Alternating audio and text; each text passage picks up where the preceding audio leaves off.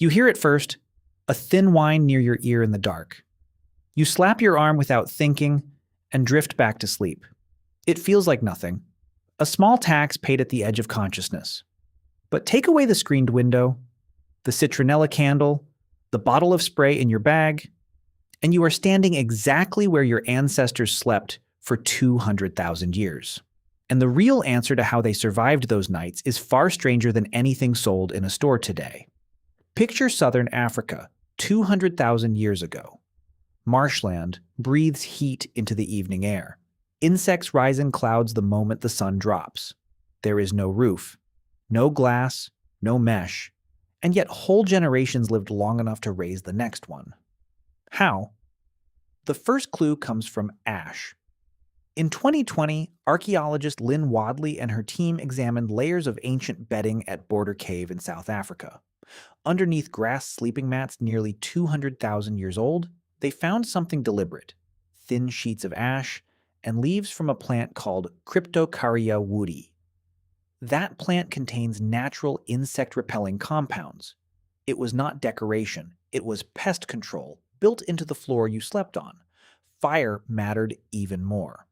Long before Border Cave at Wonderwork Cave, researchers led by Francesco Berna found microscopic evidence of controlled fire dating back roughly 1 million years. Anthropologist Richard Wrangham has argued that once early humans could keep flame alive through the night, everything changed. Warmth, protection from predators, and smoke, thick and constant, drifting low across a sleeping group, doing something mosquitoes hate, masking the carbon dioxide and body heat that draw them in. A fire was never just light in the dark, it was a shield you could breathe. But some threats slipped through anyway. And this is where the story turns strange.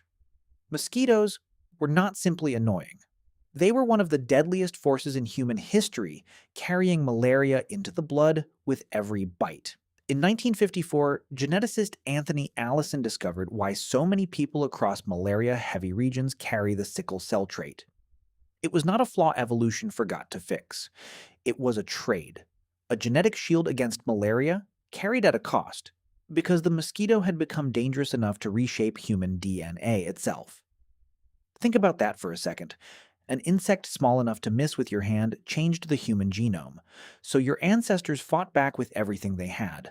Smoke from the fire, ash and repellent leaves woven into bedding, sleeping close together, backs to the flame, faces turned toward the smoke. Some groups likely chose higher, breezier ground since mosquitoes struggle in moving air. None of it was random. It was tested, generation after generation, by the only measure that mattered: who woke up in the morning. Now think about tonight. You reach for a can of spray without a second thought, or you flip a switch and a blue light kills anything that lands on it. It feels modern. It feels new. But you are still doing exactly what Border Cave did 200,000 years ago, building a small, deliberate barrier between your skin and a hungry insect in the dark. The tools changed. The instinct never did.